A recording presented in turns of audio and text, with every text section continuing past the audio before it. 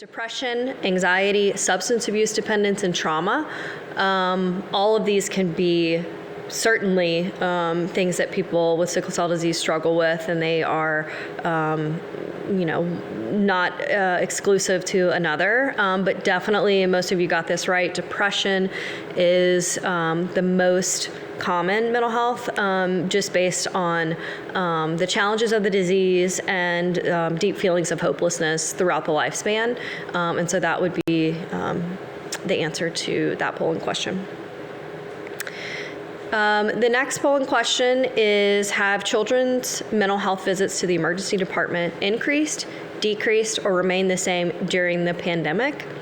And so your options here are: initially, the emergency room department visits have increased and then over time have decreased. Initially, they decreased and then increased. Initially remained the same and continues to remain the same. Or initially they increased and then have remained high.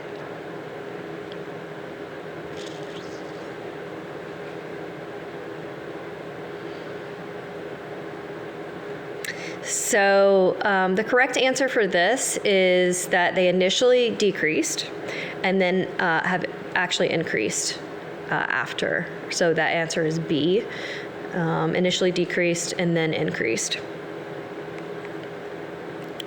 The final question: pediatric sickle cell patients have continued to experience depression, anxiety, social phobia, and suicidality since the COVID-19 pandemic began. True or false?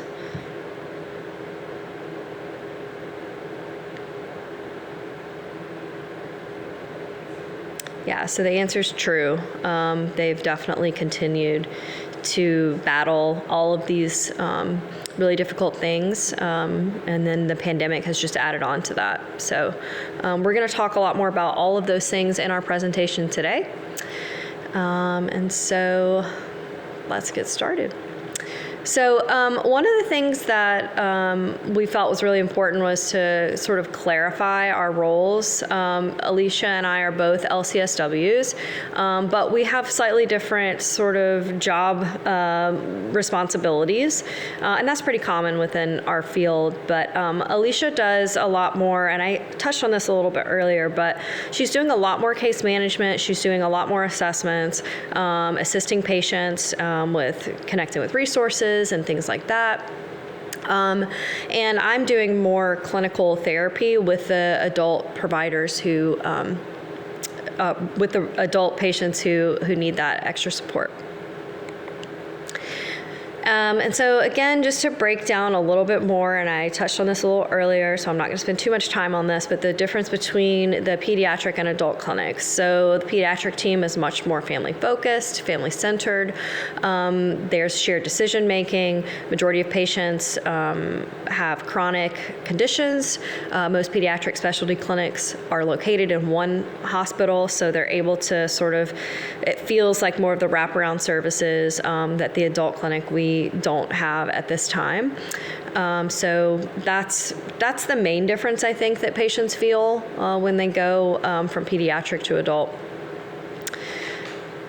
So I want to talk about this more. We've touched on this a little bit this morning, and I know yesterday we talked about this a lot, the social determinants of health and conditions that are, where people live, how they grow up, all those things that impact them. And we talked about that a little bit in transition earlier, just if someone has a certain demeanor, they're born into a certain environment, this is what creates someone's resilience or their level of resilience. And so a lot of these things are going to take precedent over managing a disease. And I think that's the most important thing to remember. When you have unstable housing, food, lack of transportation, that's a really big challenge for a lot of our patients. So thinking about how they are moving through life, not just with their disease, but all of these things, and looking at it from a systems perspective, and understanding that one of those things is going to impact everything else, especially their ability to take care of their disease. So this is definitely complex and layered. Some people can have all of these things that are listed here. So depression, anxiety, those are really, in my opinion, bookends on the same shelf. So it's a spectrum that people can, switch back and forth to and from. Adjustment disorder, certainly trauma and grief. We're going to talk a lot about that. Substance misuse. Again, somebody can have one of these things, all of these things, but we definitely understand the connection, the mind-body connection, where stress is impacting and exacerbating symptoms of sickle cell disease. And so that's, why we want to help to support these patients and help them manage those emotional and behavioral challenges. So here's a nice sort of visual about, not just chronic pain, but sort of the cycle that people can go through. So they have anxiety, which increases their pain. They then have feelings of hopelessness, causes people to not sleep well, and we know how much that can impact someone's day-to-day functioning. When we're talking about anxiety and depression in those initial screenings or in therapy, we're looking at how do those symptoms then impact the rest of your life? Where can we make changes? Are there people in your life that you can reach out to for support to help you with some of these goals? But the hopelessness, that's the one I want to highlight specifically for sickle cell disease. I see that a lot. Patients come in, or they have difficulty coming in because they feel that they're so hopeless. I've had this disease my entire life. I'm going to have it for my entire life. It's only going to get worse from here. What's the point of even showing up for my doctor's appointments? What's the point of following a treatment plan? And so that deep sense of hopelessness can really capture people and kind of inhibit them from truly taking care of themselves and from being able to sort of share their gifts with the world. So again, depression and anxiety go hand in hand. So it's really a spectrum, as I said before. It's definitely something that has been researched a lot, and the biggest, most researched, evidence-based therapy for this is cognitive behavioral therapy, which essentially is focusing on how our thoughts impact our feelings. And so it's working a lot with adjusting your thoughts, adjusting your perspective, thinking about different ways to view a certain situation or a certain challenge, which therefore impacts your emotions, which therefore impacts your behavior and how you choose to work through that.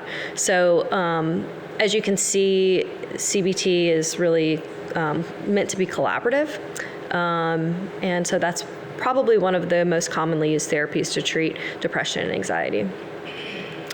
Adjustment disorder and stress. So adjustment disorder is essentially, it's a reaction to a life-changing event. You can't just all of a sudden wake up and have adjustment disorder. There has to be something that's been really difficult, plus your sort of inability to cope well with whatever that stressor might be. And that ends up causing, all sorts of issues. And it typically lasts for about 6 months. If someone has symptoms of what we would say is adjustment disorder longer than 6 months, we're going to be looking at other diagnoses for maybe some major depressive disorder and things like that. So, trauma in sickle cell disease. This is something that I mentioned earlier, where we really are trying to be trauma informed in the care that we provide for our patients. So, especially with sickle cell disease patients, we're looking at layers and layers of different types of trauma. So historical and generational trauma, we're really going to dig deep into each of these categories. Medical trauma, what that looks like, manifestations of trauma in the body, and then also we're going to explore trauma responses and how that can look. So first, let's get on the same page. Let's talk about what is trauma. So a normal reaction to an abnormal event. It's sort of an event or experience that overwhelms your senses, overwhelms your emotions. And there's different types of what we would call traumatic events. Simple traumatic event, that's going to be something like a car accident that was very unexpected. There's one event, one thing, and that's sort of that's it. The complex traumatic events are going to be more sort of repeated sexual abuse, physical abuse, things like that, experiences in war and combat, those would all be considered complex traumatic events because they're repeated over and over again. You can also feel that you are traumatized by just witnessing someone else going through a traumatic event. And so that's definitely, we want to think about people like first responders, for sure. But even just kind of being on the periphery can cause you to experience some of these traumatic events. So what is historical trauma? It's complex and collective trauma experienced over time. We heard a lot about this yesterday. So, this is definitely something that we always consider when we're working with different populations or ensuring cultural competency and making sure that we understand how those historical traumas, cultural traumas can come into our practice. Other examples of historical trauma are listed there, as you can see. So again, it's cumulative, it's collective. The impact of this type of trauma manifests itself emotionally and psychologically within a cultural group. So how does that happen? Trauma is transferred through storytelling and passing down sort of the pain and the experiences of elders. Genetics, we had a presenter yesterday talk about epigenetics and how certain experiences can trigger certain genes and challenges with your health moving forward through that. It's impacted your beliefs about yourself and about others just from this historical trauma.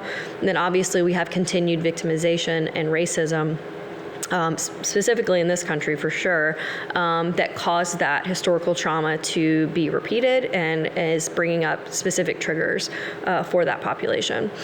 Poverty and lack of resources due to the initial and continued trauma. And this is really, if you think about slavery in particular and the progression of the treatment of African Americans in our country and how that has sort of impacted them economically over time. Again, that would be another layer of historical trauma. So why is this relevant?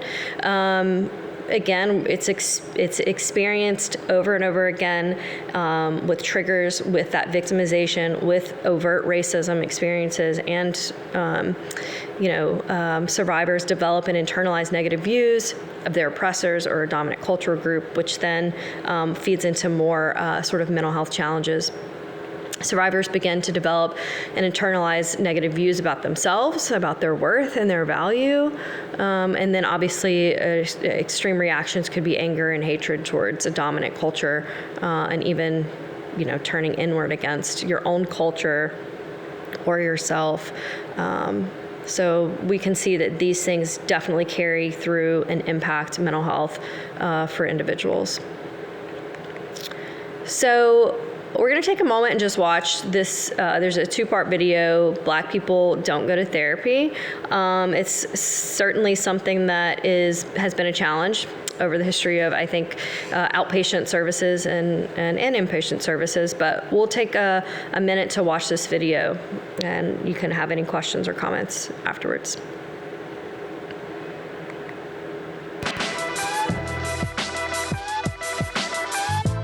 Black people don't go to therapy. Black folk don't go to therapy. This is the one I've been waiting for. It's certainly a fact, percentage-wise, that black folk don't use therapy nearly as much as the average, and certainly as much as white people. I think it's a generational thing. My father, when I told him that I went to therapy after my mom died, therapy, I tried to get him to go, therapy, black people don't need therapy. That's for crazy Jews like Woody Allen. Okay? Therapy is a very New York City thing. People go to therapy here. And I think that black people go to therapy too. Black folks do not go to therapy because who wants anybody sitting there telling them what's wrong with you or what you should be doing, or basically just sitting there talking to somebody you have no idea, out of the wall, just telling all your problems in. But I can understand that black people probably don't go to therapy as much. That's one thing I might actually be like, no, black people don't go to therapy. I believe black people unfortunately experience a lot of emotional depression and just deal with it themselves and through family, and then overcome it. We don't. I don't think we can afford the payments and whatnot for that kind of therapist, psychiatric care. The idea of therapy as something white people do, or something that's expensive, or just something that's not culturally accessible or even acknowledged, as I have some experience with the truth of that in my own experience in the Black community. I think it's from the medical deal and not trusting white doctors, and just the whole idea of you have to stay strong. There is a larger, sort of more ancestral, I'm going to use that word maybe a few times, this idea that Black people as a people are heavily abused, have gone through major trauma, and collectively haven't dealt with the ramifications of that, of our own upbringing in this country. There are a lot of negative effects of not having fully acknowledged that. And I think there might be some translation between that collective absence of therapy and also the personal absence of therapy. We're strong people, maybe there's a religious component for those who are really in the church that, God will help handle this. When I spoke about it to my grandmother, her response was, now why even just pray on it? So it's like, my problems, I need more than prayer right now. I need to really talk about it. I think that's a big part of why Black people don't go to therapy, because they have church. And you are supposed to go to this place once a week and let go of all of your stuff there. So, as you can see, there's a lot of different opinions, a lot of views on what those challenges and barriers might be. I'm going to talk a little bit more about what research has found, but I just want to share sort of what I see in our clinic as the challenges and barriers to treatment, and I kind of break them down between functional and emotional. Functional, we definitely see a lot of people having a lack of transportation or just difficulties physically getting to the clinic for various reasons. Distance is certainly one. And then, we have video sessions as well, but people don't always click with that specific type of therapy. So that's been a really big challenge. Again, as I mentioned earlier in our transition talk, having an enmeshed family attachment can often kind of leave the patient feeling like they don't have any power or say in their care. And so that's really a challenge to motivate and to get them into the clinic, into treatment if they've had someone else doing it. Obviously, the social determinants of health have definitely impacted patients in our clinic. Seeking therapy is not seen as a necessity, but more of a luxury, and so it's really not a priority for a lot of our patients. And then lacking a why, and that really has to do with sort of either patients who have accepted their fate and feel like, what's the point? Like I mentioned earlier, this feeling of hopelessness, lacking that motivation, and that can be a really, really difficult, emotionally taxing thing to work through. Emotionally, they have a fear of trusting others for various reasons. Some of these things were mentioned in the video. Not being ready for change. I think that's a really big one. We can't force people into therapy if they're not ready. In order for therapy to be effective, somebody has to decide that they're ready and willing to make changes in their life. They're ready to put that effort forward. And so a lot of times I see people who they're not ready. Again, they feel so hopeless that nothing will help. And then oftentimes we see that they have sort of a secondary motivation, and they often are splitting between providers within the team to sort of get what they want. So that's certainly a challenge. what research says. So we talked about the video. We showed that, again, in the words of people who are actually Black, who have thought about therapy or who have gone to therapy or who would never consider therapy. We definitely just heard from those. And again, we've talked a lot about these already, and they were highlighted in the video. So I'm not going to spend a whole lot of time on these. So when we think about actual experiences in the exam room or with a provider, I know we hit on some of this yesterday, but there's been a lot of studies around how physicians view Black patients. Again, we talked a lot about this yesterday, but research has found that physicians see Black people having lower intelligence, lower education level, being less adherent to medical advice, having an increased likelihood of abusing drugs and alcohol.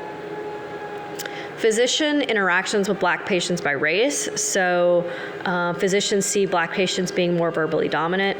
They use more negative emotional tones. They generally spend less time with them, chatting, answering questions, and providing health education.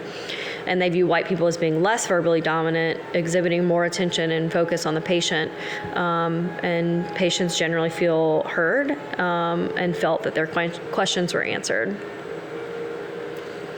So if we look at sort of qualitative studies suggesting the patient experiences with sickle cell disease in the hospital, there's a loss of control.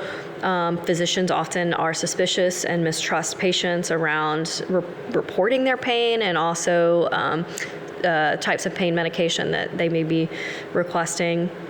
They're being stigmatized. There's just a lack of empathy and understanding for pain. So again, we've talked a lot about this yesterday. I'm not going to spend a whole lot of time on it, but I think it's important for providers to think about these questions from a patient perspective, and to really consider being educated in cultural competency. So as you can see, research shows that Black patients receive poor pain management across treatment settings, including hospital emergency departments. And as pain is one of the most predominant symptoms of sickle cell disease, you can see how this is impacted. And all of this to say that it's super important for patients to have that level of trust in order to feel like they are in a safe space.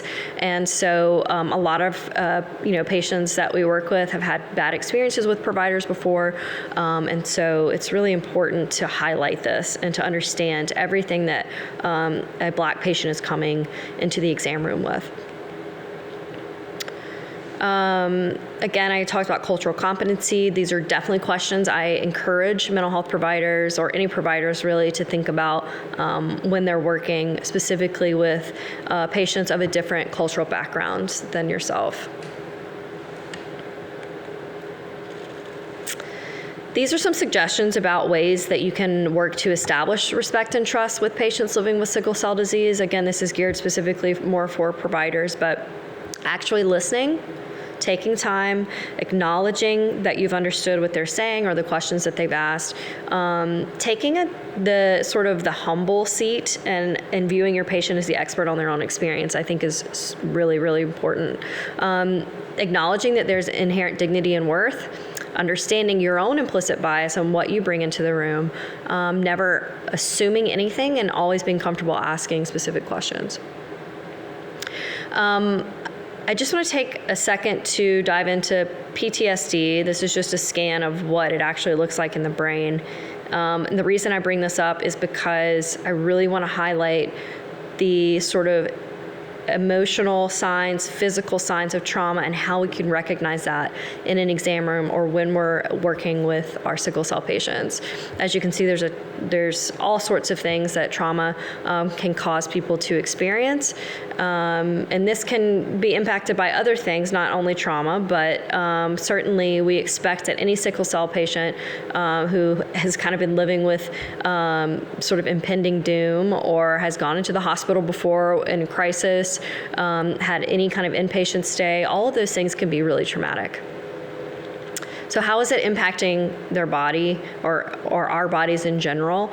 This is sort of a very watered down version, and I think we talked a little bit about this yesterday, but understanding the emotional brain is hijacking your rational brain.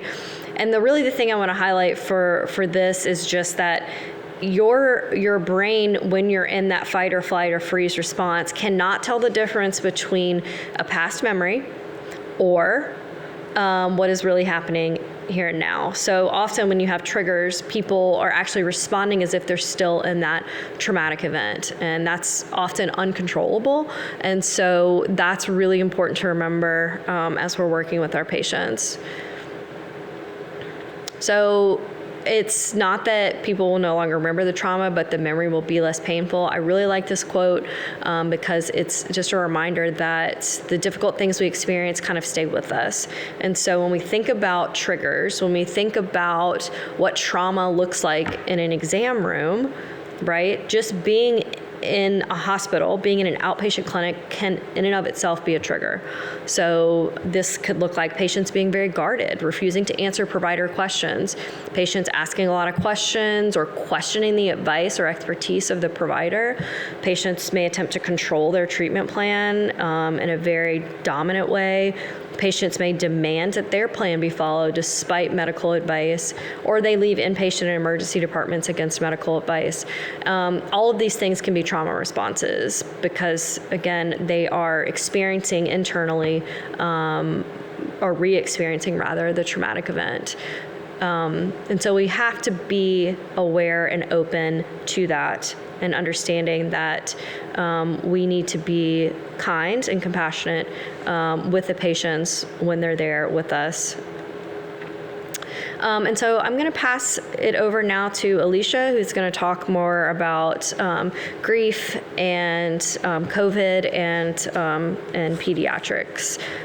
Thank you.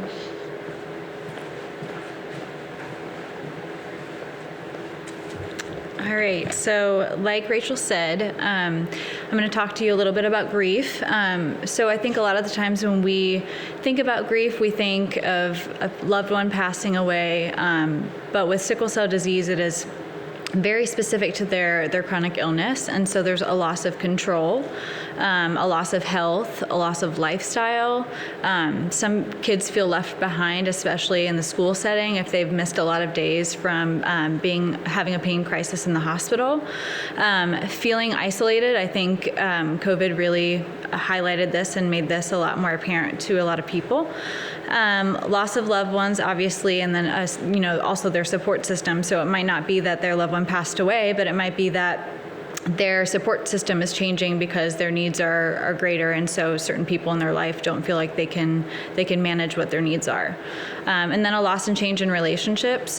This can become more into play as kids are getting older and they're having friendships and romantic relationships with other people, and just figuring out how to explain what is going on for them and what sickle cell is doing to them, essentially.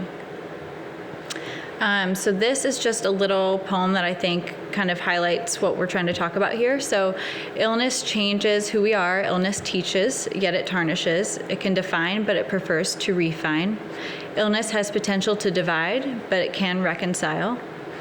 You are not your illness, yet your illness will shape who you become.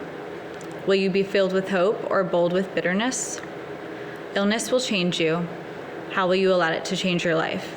So I think this is important because it shows you that not only are you going through this circumstance in your life and all the things that might change as you're getting older, but then also your illness becomes different than what you're used to, so you're having to adjust to that. And so really figuring out how to know that you have this illness, but also be able to move through your life without, kind of being stuck in a pattern where your illness is preventing you from having a life. This was another quote that we felt like kind of captured what we're trying to talk about here. So the meaning of life changes when we confront loss. Our search for meaning and purpose leaves us wandering and bewildered. What was ordinary yesterday becomes precious today. What we liked becomes uninteresting, but what we loved becomes everything. I think the main point we're trying to make here is that while loss is hard, it's also very transformative. So it's something that can be used as a tool to develop coping skills. I think it's just one of those things that we are more aware of, and we can describe grief as grief, whereas some of the other things are a little bit harder to recognize. So this is just explaining what the difference between grief and mourning is. I think a lot of people interchange these things, and they are very similar, but ultimately mourning is the outward expression of grief, and grief is more of the internal feeling. So grief can look different for different people, and mourning can also kind of be expressed in different ways. I think a lot of the times we think of somebody being tearful and crying, but mourning can look like a lot of other things as well. We found this kind of study that was done by Dr. Alan Wolfett, and he was just kind of describing mourning and the needs of mourning and why having these needs met as you're mourning are important. So the first one is acknowledging the reality of the death. I think that one does take time, because sometimes when we have a loss of something in our life, it takes us a long time to process that it's actually gone. And then embracing the pain of the loss. So obviously that being more of like actually feeling your feelings that you're having associated with the loss. Remembering the person who died. So oftentimes, that can look like, having different events in honor of a loved one, or, with kids, it's usually like something that they've posted on social media to remember their loved one. So kind of memorializing the loved one that passed. And then developing a new self-identity, especially if that was somebody that was really integral in your life. It's very important for you to be able to reintegrate your identity and realize that while there's not that person's not there with you anymore, that they can still be there, and you can still have a sense of self without that person in your life currently. And then searching for meaning. I think we do this in many different areas, but especially in grief, it's really important to find meaning. A lot of people, will question like, why did they have to leave? Why are they not here? What did I do to deserve this? And that's kind of where a lot of people get lost and struggle. So just finding meaning that you can assign that doesn't feel, like it's keeping you back from being able to move on in your life, but just realizing that that person is gone, but your life still has meaning. And then receiving ongoing support from others. This can look like therapy. This can look like, a support group. It can look like friends. It can look like family, church, any of those things. So this is just kind of a diagram showing common grief reactions. I think we're pretty accustomed to seeing the emotional component of grief, that being sadness, anger, anxiety, all of those things, but it's also physical. So that's why sometimes people might be kind of just zoned out. They might not be very they might feel very in their body and just not able to participate in other activities. That can sometimes look like actual medical problems, or it can also look like not eating or feeling really fatigued and feeling like they want to sleep all the time. And then cognitive is more, sometimes this will look like confusion or having problems with your concentration or memory, which is really important, especially for our kiddos that are in school and in the workforce, being able to identify that as a grief reaction. And then spiritual, this, like I was saying, can kind of be where that prescribing meaning to the situation. So if a person has a very strong spiritual background, they might question that connection, or they might lean into it even more, but the individual is kind of what makes that distinction. But they might start to adopt different values or beliefs in their spirituality because of the loss that they experienced. And then behaviors, this can often look like acting out in school, being maybe cut off from friends, not really participating in things that they used to find enjoyable. So those are all the behaviors that we can kind of see when somebody is grieving. And then this slide just kind of talks about maladaptive coping. One of the things that I wanted to talk about here is that just the difference between maladaptive coping and adaptive coping.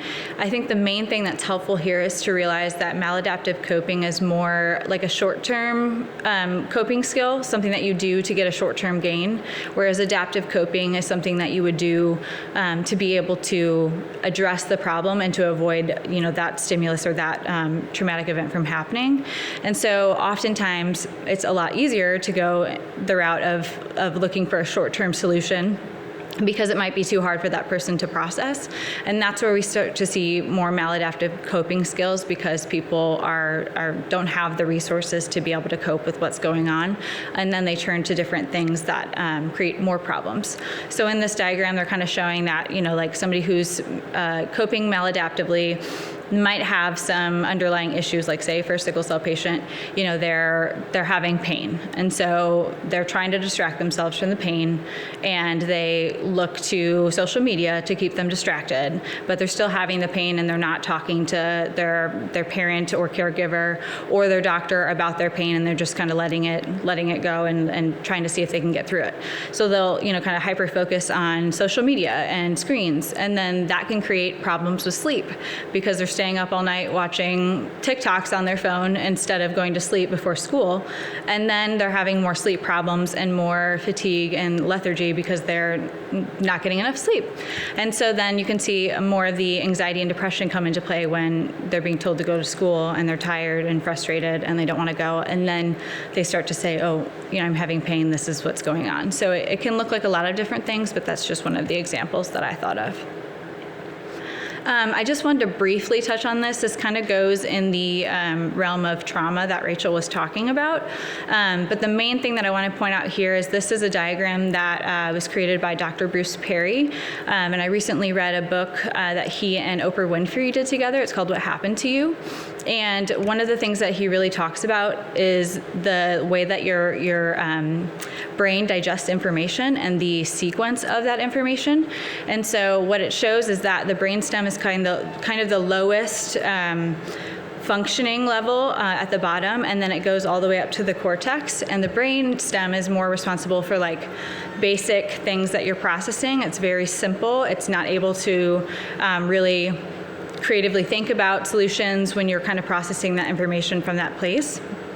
And then you move up, and a lot of the times when we think of like fight or flight, that's actually in our limbic system. And so if you have fight or flight, like if you get a response that's very traumatic and that person shuts down, that's oftentimes them kind of flighting and just not addressing what's going on. And then that actually prevents them from being able to rationally think about what is going on and how they can properly adjust to it, because their limbic system is shut down. So it's important to think of that, because it doesn't just happen all at once. It actually happens in a sequence, and that sequence is really important when you're looking at coping skills. And then, so one of the things that can often happen for any person that is going through traumatic things in their life, but also specifically for our sickle cell patients, is to cope with grief through drugs and alcohol. A lot of these substances can kind of numb certain things or make them not feel things that they don't want to feel. And so this is another kind of maladaptive coping strategy, because it's an instant relief. Like a person drinks alcohol and then starts to feel drunk and starts to not feel the other things that they're feeling, or they turn to a certain drug and they get a high from that, and that distracts them from the painful kind of emotions that they're wanting to, that they need to process. So then we know that like the extended use of drugs and alcohol can have a really bad impact on our mind and body, and that can be even more so for sickle cell patients, because any of that stress to their body can actually cause their cells to sickle.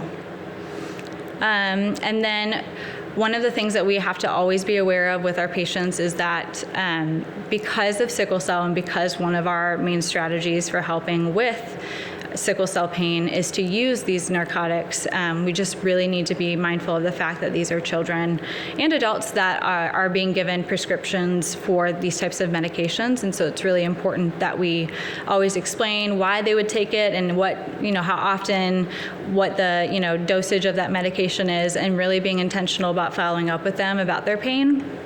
and not just giving them just the pain medication. That's why our pediatric team tries to be a very kind of holistic approach to these things, because we understand that, like, while medication can help, there's also other things like school problems, like family issues at home, like just mental health symptoms in general that need to be addressed in order for them to address all of their pain. And then these are just some screening tools that we use to kind of identify mental health or psychosocial needs. So I often do this DSM-5 symptom measure. It's a very basic measure, but it's a good like snapshot of what things might be problematic for our pediatric patients. And then from there, we kind of are able to say, like, well, they scored high in this area. This might be something that we need to talk about further. And so then these other screeners come into play. So the PHQ-9, the generalized anxiety disorder 7 that addresses more anxiety. The ASH transition readiness assessment, that's one of the things that I use to assess readiness in the pediatric setting. And then the TIP-RFT is used in the adult setting. We talked about the ACEs and why they're important, and then obviously identifying needs if a patient is feeling suicidal or has suicidal ideation or has some substance abuse issues. And then approaches to treatment. Obviously, with grief, we would want to encourage patients to seek grief counseling, and that can be in the form of individual or group therapy.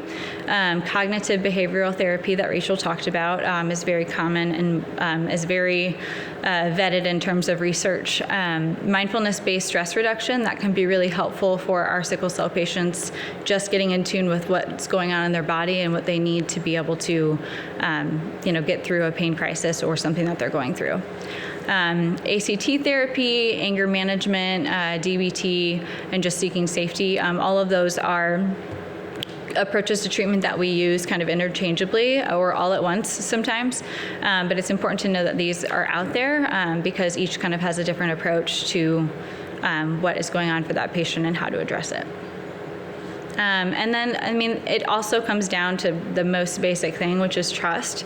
So if a provider is respectful to a patient, then the patient is often respectful to the provider, and then we're able to get more information and honesty from that patient about what's going on for them, and better able to address the problems that they're having because of that trust. So that's not built, after one time of seeing a patient, which is sometimes what is the struggle when we have patients kind of go over to the adult clinic after they graduate high school, because that is a whole other person that they have to get used to. So just allowing time for that trust to be built. And then I know we talked about transitioning from pediatrics to adult care. The main thing here is that it's just any time that there's a change with life, we are always adjusting to that. But with specific sickle cell related things, it's the whole thing of the provider changing, the place where you're going to go get your care is different. There's not a snack basket in the adult clinic. There's not tablets to help you pass the time when you're getting a transfusion. Like, all of those things are different, and so really trying to understand that while those things are changing, they're also becoming more independent at home and driving and maybe working, and so all of those things combined can be a stressor for them. This is a graph that just kind of shows the mental health medication and psychosocial support access during COVID. I'm not going to spend a lot of time on it, but the main things that I want to highlight is that for psychosocial support, there was a pretty significant delay and disruption to access, and then the 14% that never had access. So I think that is huge when you're looking at the ability to get these patients services that they need. Obviously, things have started to open up a little bit more, but at the beginning of the pandemic, I think this was a huge issue. And then the mental health impact on children, just kind of elaborating on that a little bit more. There was a 2020 data analysis report that the number of children's mental health related ED visits decreased sharply from mid-March through early April. And then it increased steadily through October. So that goes to show that maybe at one point everybody was like staying home and quarantining, but then ultimately needed those services and so started to utilize them. And oftentimes that unfortunately became utilized in the ED. Many children receive mental health services through clinics like the hospital, but also community agencies and most of all schools. So the fact that things were much different with school definitely made a huge impact on the fact that these kids can't get those services at home. And then COVID has basically resulted in an increase of hours that children and adolescents are spending at home and online. I think now we have the hybrid situation where people are back in school, but initially when COVID first started, everybody was like dependent on technology. And so studies have shown that the smartphone and internet use can lead to mental health problems and cause poor studying performance, decrease in social interactions, and result in a neglect of their personal lives. And so these things are important to think about when we're moving forward, because while things might be improving in terms of COVID, they're still there, and I don't think we even fully are able to understand what impact that made at this point. This is just kind of to elaborate on parents' mental health. So in addition to kids having a disruption, parents also did. Some parents weren't able to work because they needed to stay home with their kids and their job didn't offer a virtual option. Some families were able to stay home with a virtual option, but then had to juggle having their job and trying to be, logged in when they need to, and also juggling their children needing help with their homework. And then other issues that could have happened were, families just losing their jobs. A lot of employers weren't able to keep paying people if they weren't coming in, and so a lot of families were affected by that. And therefore, because of the loss of jobs and the loss of childcare too, because most daycares weren't taking young patients for a period of time, it kind of worsened a lot of other things that are important for anybody, but specifically for our sickle cell patients that are chronically ill. This was just a funny picture that we found that I think speaks for itself, but it says, "Here's Sue, 31 years old, homeschooling her kids for the last 5 days. Great job, Sue. Keep it up." So I think we all can relate to that, and how some of us probably have a lot more gray hair than we had before the pandemic. This is talking more so about the hierarchy of needs. So one of the kind of foundational theories in mental health care in general is Maslow's hierarchy of needs. And the important thing to know about these different needs is that the bottom is basically the most basic, and you kind of have to meet that level before you can move into the others. And so the physiological needs are water, food, shelter, air, warmth. So this is just like basically being able to function. So with food insecurity during the pandemic, food was obviously impacted. Shelter was sometimes impacted as well, depending on what the living situation was. And then just, being able to be comfortable in your home. And then safety is the next one, so moving up a level. And that is having security, employment, access to resources, health, and property. So this one's really important for our sickle cell patients because their health is directly impacted from their disease. So that might affect their ability to feel like their needs are met in that category. Love and belonging, that's family, friendship, and intimacy. Esteem is self-worth, accomplishment, and confidence. And then self-actualization, which is at the very top, is just inner fulfillment. So then talking a little bit more about food insecurity, this kind of goes back to that first level. Parents reported more food insecurity at the time of COVID, with a proportion reporting any food insecurity increasing. So the people that already had food insecurity, it increased for them, but then people who had never had food insecurity also felt a decrease in their ability to access food. And this is huge just because in addition to, going through all the things that we went through with COVID, school, all those things, parents are having to worry about just putting food on the table, and kids are home, so they're not at school getting food.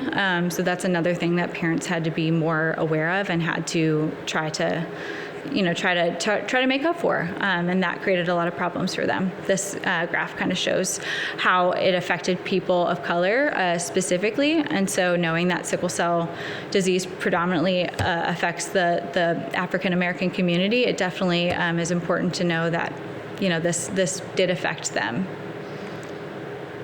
And then the COVID impact on security needs. I kind of touched on this already, but one of the other things that I haven't mentioned yet is health insurance. So with people losing their jobs, some of them lost their health coverage, which made it harder for them to be able to take their children to doctor's appointments or get care for themselves. But then also there was an increase in private and public insurance, meaning that like people had to go seek out either care through the marketplace or they applied for Medicaid. And then there was a delay in well child visits or visits with their specialists and behavioral health visits. We did see that somewhat in our clinic with families just not feeling comfortable coming into the clinic for their appointments. And so we would have to figure out ways to get their labs and ways to get them like linked up on the phone so that we could talk with them and make sure things are okay. And then the disruption in childcare being a problem because if a parent can work, then the other parent likely has to stay home to watch the other children.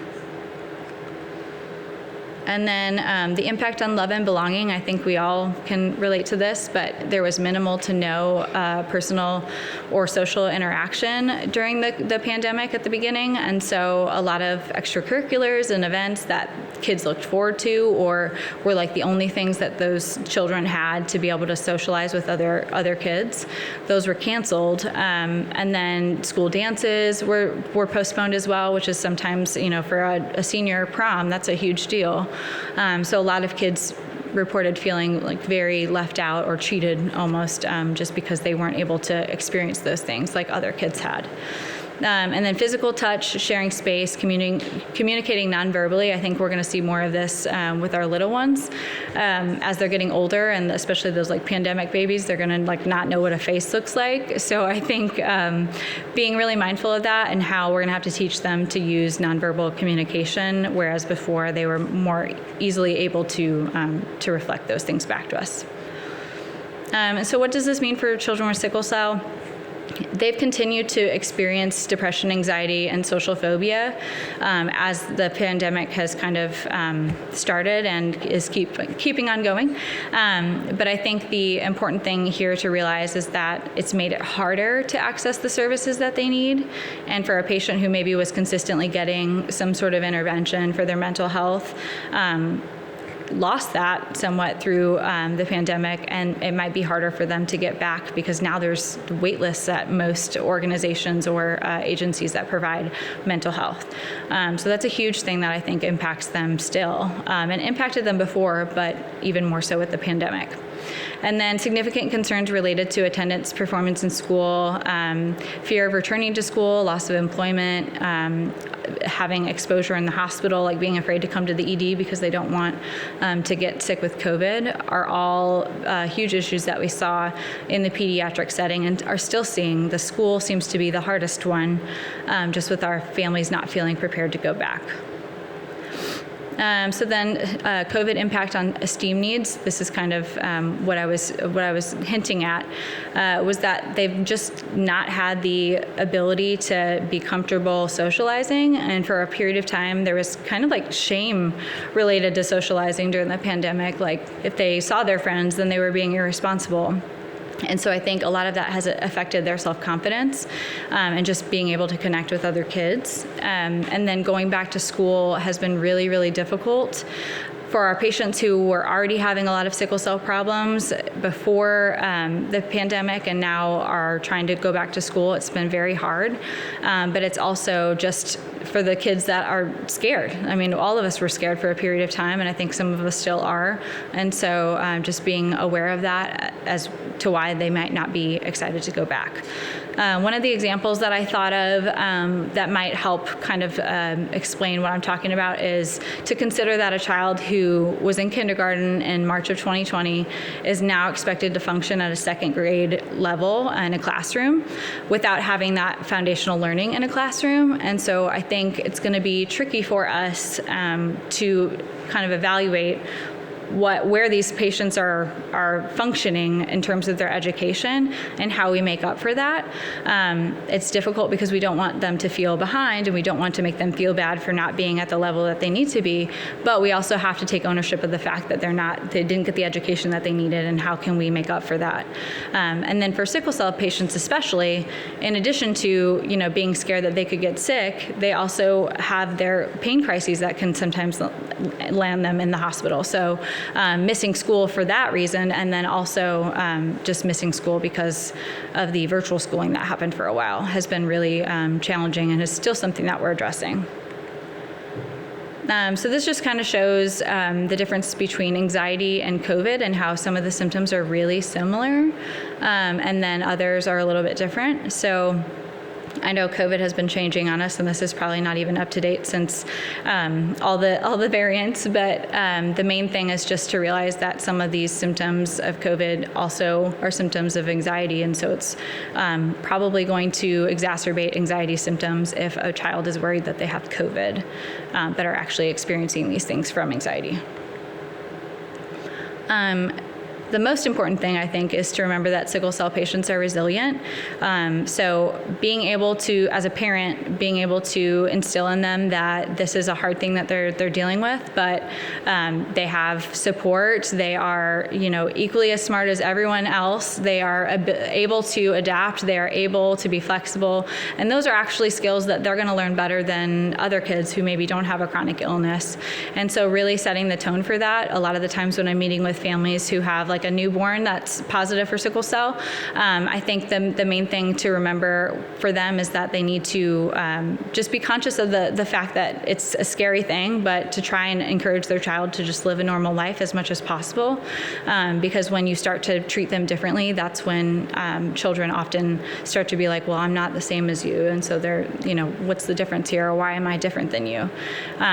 So I think, taking all these things into account when you're looking at resilience, and I see this every day when I see our pediatric patients. I'm so amazed by the things that they're able to get through and accomplish. And so I think all these things are important to remember. And then in summary, any threat to wellness can be a mental health change. So I think we often forget that the wellness aspect is also mental health, not just medical issues. And so when I is replaced with we even illness becomes wellness. That was a quote by Malcolm X. But the main thing to remember is just that, we are able to address these things. It's just we have to be mindful that it's multifaceted, and that the mental health symptoms can often look like the physical symptoms. Unfortunately, we have no time for questions, so please hold your questions till tomorrow morning. And thank you.